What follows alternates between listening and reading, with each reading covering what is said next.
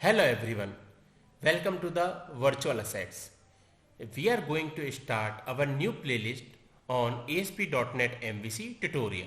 In this video we will discuss what is the MVC and then we will see what all are the components that comes in the MVC and how the workflow works into the MVC. So those things we are going to see in this video. If you want to have a basic training from basic to the advanced training on ASP.NET or any other technology, then you can come to our website and then from here you can go to the services and from here you can select the training, and when you land to the training page, from here you can register yourself as a ASP.NET training, MVC training or C++ training, or we give the advanced MS Office training as well. So whatever is training suitable to you, you can go to the respective page like page as a like you can register yourself, or if you want to see the syllabus you can click on this one and you will see a PDF which contains the topic, like what kind of the topics we give while training. And if you want to register yourself, you can click on this register and can fill the mandatory information.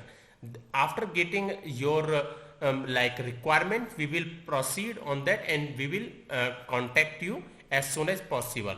So according to this training, we give like 35 hours of the online training, and we after completion of the training we do a live project and we give a interview preparation. So student or the professional is able to crack the interview to the like companies. So these services we give with the training. Now let's get back to the slide.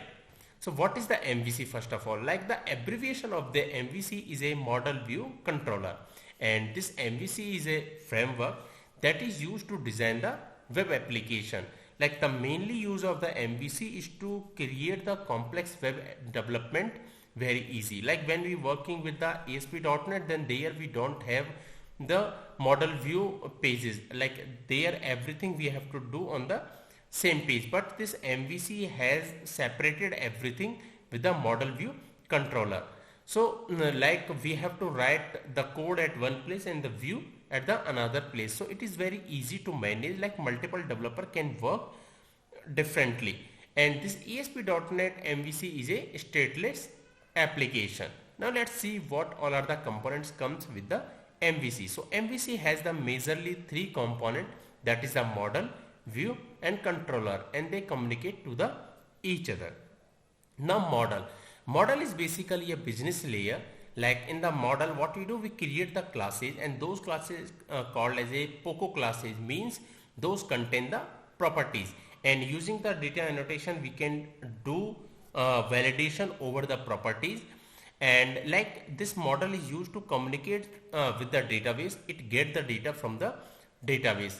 And then view is basically a UI that we show on the browser to the client or the user, like they can see what they want to, that design we do on the view.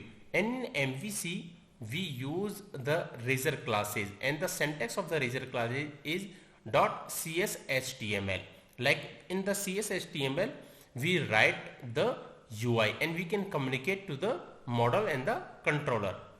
Now the controller is basically, it is a bridge between the model and the view. Like in the controller action method we communicate with the model communicate to the database and it get the data to the controller, and then view back or the view model, we communicate the data to the view and we show the respective data inside the view. So those things we do inside the controller. Like if we want to write any logic into the action method, so those logics we write inside the controller. So that is the use of the controller.